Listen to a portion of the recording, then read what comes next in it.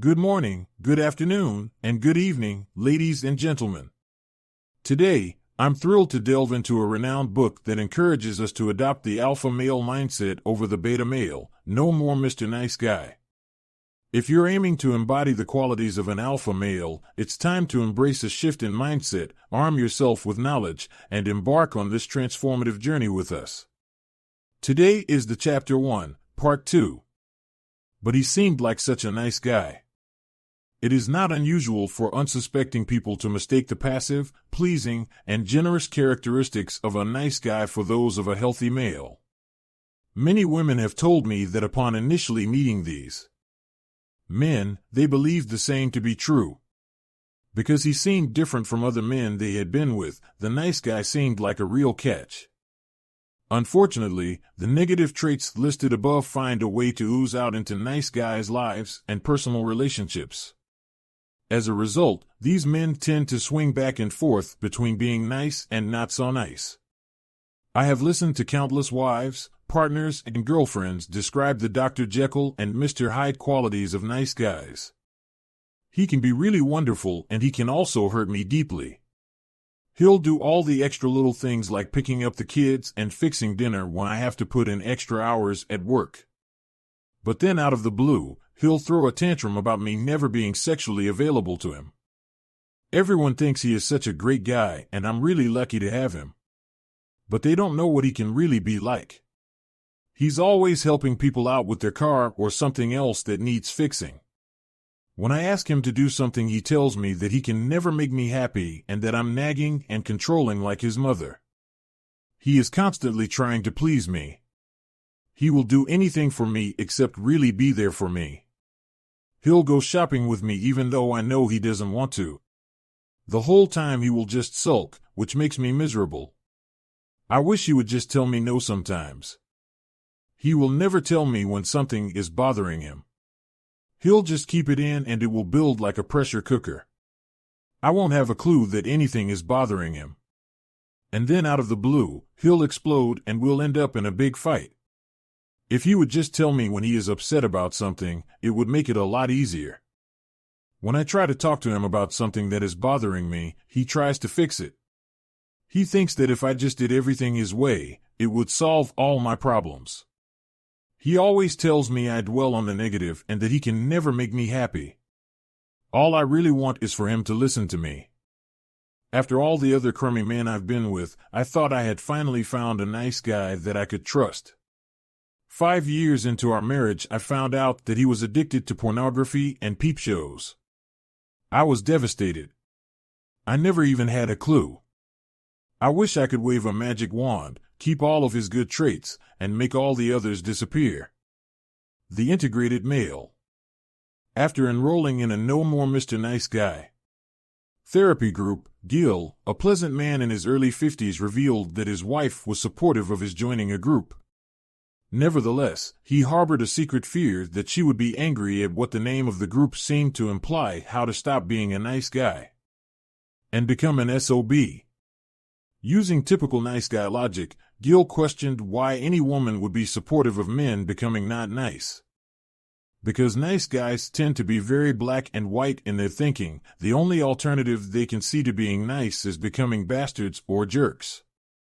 I frequently remind nice guys that the opposite of crazy is still crazy, so becoming a jerk isn't the answer. Recovery from the nice guy syndrome isn't about going from one extreme to another. The process of breaking free from ineffective nice guy patterns doesn't involve becoming not nice. Rather, it means becoming integrated. Being integrated means being able to accept all aspects of oneself. An integrated man is able to embrace everything that makes him uniquely male: his power, his assertiveness, his courage, and his passion, as well as his imperfections, his mistakes, and his dark side. An integrated male possesses many of the following attributes. He has a strong sense of self. He likes himself just as he is. He takes responsibility for getting his own needs met. He is comfortable with his masculinity and his sexuality. He has integrity. He does what is right, not what is expedient. He is a leader. He is willing to provide for and protect those he cares about. He is clear, direct, and expressive of his feelings. He can be nurturing and giving without caretaking or problem-solving. He knows how to set boundaries and is not afraid to work through conflict. An integrated male doesn't strive to be perfect or gain the approval of others. Instead, he accepts himself just as he is, warts and all. An integrated male accepts that he is perfectly imperfect. Making the transformation from a nice guy to an integrated male doesn't come about by just trying harder to be a good man. Breaking free from the nice guy syndrome demands embracing a totally different way of viewing oneself and the world, a complete change in one's personal paradigm. Let me explain. Paradigms. A paradigm is the roadmap we use to navigate life's journey. Everyone uses these roadmaps, and everyone assumes the map they are using is up-to-date and accurate. Paradigms often operate at an unconscious level, yet they determine to a large degree our attitudes and behaviors. They serve as a filter through which we process life experiences. Data that does not fit our paradigm is screened out, never reaching our conscious mind. Information that does fit our paradigm is magnified by the process and adds even greater support for that particular way of believing. Paradigms, like roadmaps, can be great tools for speeding us along on our journey. Unfortunately, if they are outdated or inaccurate, they can send us in the wrong direction or fruitlessly driving around the same old neighborhood. When this happens, we often keep trying harder to find our desired destination while feeling more and more frustrated. Even though an individual following an inaccurate or outdated paradigm may think his behavior makes perfect sense, those around him may wonder what he could possibly be thinking to make him act the way he does. Most paradigms are developed when we are young, naive, and relatively powerless. They are often based on the inaccurate interpretations of childhood experiences. Since they are often unconscious, they are rarely evaluated or updated. Perhaps most significantly, they are assumed to be 100% accurate even when they are not. The ineffective nice guy paradigm. The working paradigm of the nice guy is this: if I can hide my flaws and become what I think others want me to be, then I will be loved, get my needs met, and have a problem-free life. Even when this paradigm is ineffective, nice guys only see one alternative: try harder. Nice guys are notoriously slow learners and amazingly quick forgetters when their paradigms are challenged. Their inclination is to hang on to belief systems that have proven to be consistently unworkable, yet are so embedded in their unconscious mind that to challenge them is tantamount to heresy. It is difficult for nice guys to consider doing something different, even when what they are doing isn't working. Jason, whose sexual difficulties with his wife, Heather, were introduced at the beginning of the chapter, is a good example of the frustration that can result from an ineffective nice guy paradigm. Jason had a controlling, perfectionist father who put unrealistic demands on Jason and his siblings. His father believed there was one right way to do everything his way. Jason's mother was an emotionally dependent woman who lived through her children. When his mother was needy, she would smother her kids. When the children had needs, she was often too emotionally distressed to respond. Jason learned to cope with his childhood experience by developing a paradigm that included believing that if he could figure out how to do everything right, he could garner his father's approval and avoid his criticism. Believing that if he responded to his mother's neediness by being attentive and nurturing, she would be available to him when he had needs. Believing that if he was never a moment's problem, he would get love and approval. Believing that if he hid his mistakes, no one would ever get mad at him. As a child, Jason was too naive and powerless to realize that no matter what he did, he would never live up his father's expectations. Similarly, no matter how giving he was, his needy mother would never be available to nurture him. He could not see that there really was no way to do everything right. And regardless of how well he believed he hid his flaws or mistakes, people might still get angry at him. Even when his childhood roadmap failed to take him in the desired direction, the only option he could see was to just keep trying harder, doing more of the same. The only thing his paradigm ever really did was to create a distraction from his feelings of fear, worthlessness, and inadequacy. In adulthood, Jason tried to apply his childhood paradigm to his relationship with his wife. Like his mother, his wife was only attentive when she was emotionally needy. Like his father, she could be critical and controlling. By applying his childhood road map to his marriage, trying to do everything right, being attentive and nurturing, never being a moment's problem, hiding his mistakes, Jason created an illusion that he could get his wife to approve of him all the time, be sexually available whenever he wanted, and never get mad at him. His defective paradigm prevented him from seeing that no matter what he did, his wife would still at times be cold, critical, and unavailable, and that maybe he needed her to be that way. Even when his paradigm was just as ineffective in adulthood as it was in childhood, Jason's only option seemed to be to just keep trying harder. Doing something different. One of my all-time favorite Seinfeld episodes is the one where George decided to change his life by acting the opposite of how he would have typically behaved. Ironically, by doing everything the opposite, he gets a beautiful girlfriend and a job with the Yankees. While doing everything the opposite may not be the answer for breaking free from the nice guy syndrome, doing some things different is. Over the last several years, I have watched countless men do something different by applying the principles contained in this book. These men have transformed themselves from resentful, frustrated, helpless nice guys into assertive, empowered, and happy individuals.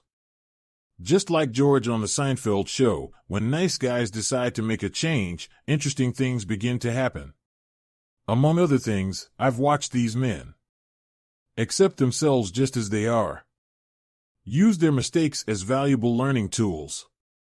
Stop seeking the approval of others. Experience loving and intimate relationships. Make their needs a priority. Find people who are able and willing to help them meet their needs. Learn to give judiciously, with no strings attached. Face their fears. Develop integrity and honesty. Set boundaries.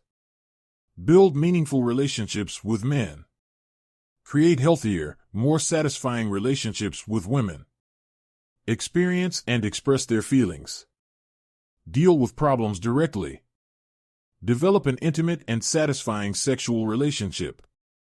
Find peace with the changing complexities of life. Asking for help. Nice guys believe they should be able to do everything on their own. They have a difficult time asking for help and try to hide any signs of imperfection or weakness. Breaking free from the nice guy syndrome involves reversing this pattern. Recovery from the nice guy syndrome is dependent on revealing oneself and receiving support from safe people. It is essential, therefore, that men who want to break free from the nice guy syndrome find safe people to assist them in this process.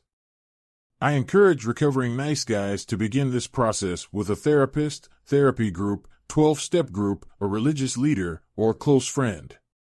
Since nice guys tend to seek out the approval of women, I strongly encourage them to begin this process with men. For some nice guys, the concept of safe men may seem like an oxymoron, but I highly recommend it anyway.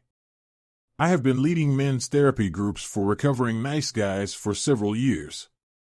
Some of the most significant aspects of my own recovery from the nice guy syndrome, even before I knew what it was, occurred in the context of 12-step groups and therapy groups. Even though I am sure it is possible to break free from the nice guy syndrome without the help of a group, it is the most effective tool I know for facilitating the recovery process. Breaking free activities. If you recognize yourself or someone you love in what you have read so far, read on. This book presents a practical and effective guide for breaking free from the negative effects of the nice guy syndrome. This program has worked for countless men, and it can work for you or a loved one. To help facilitate this process, I present numerous breaking free activities throughout the book. These breaking free activities serve to facilitate the paradigm shift that is necessary for recovery from the nice guy syndrome. They will not only help recovering nice guys understand where their paradigms came from, but will help replace them with more accurate and up-to-date ones. These assignments will also point recovering nice guys in a direction that will help them start doing things differently. Breaking free, activity number 1. Write down 3 possible safe people or groups that might be able to provide support for you in your recovery from the nice guy syndrome. If no one comes to mind, get out the telephone directory and look up counselors or support groups in the phone book. Write down 3 names and phone numbers and call them when you finish this chapter. If you are employed by a company with an employee assistance program, this is another resource. If you know someone who has been to therapy or a support group, ask them for information. If you have access to the internet, you can search for 12-step groups or support groups. Caution. Before you decide to apply the principles presented in this book, I must first warn you about 2 things. The first is that the program of recovery presented in No More Mr. Nice Guy is not just a few good ideas to try on for size. It represents a challenge to everything nice guys believe about what they must do to be loved, get their needs met, and keep their world calm. Breaking free from the nice guy syndrome involves a radical change in perspective and behavior. Trying to do it halfway will only result in needless suffering. Second, breaking free from the nice guy syndrome will significantly affect your personal relationships. If you are currently in a relationship, I encourage you to ask your partner to read this book along with you. The program of recovery presented in No More Mr. Nice Guy will significantly affect not only you, but also those closest to you. Though your partner may be supportive of you making positive changes, they may also initially frighten him or her. Reading this book together can help facilitate this transition. With these warnings aside, if what you have read so far makes sense, keep reading. The following chapters contain information that can help you break free from the nice guy syndrome and start getting what you want in love and life. Breaking free activity number 2.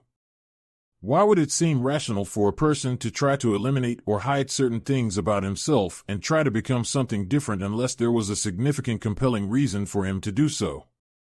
Why do people try to change who they really are? The part 2 is short, but it gives you the ideas how to change who you are and know what you think you want to be. Stay tuned and we will step forward. Cheers!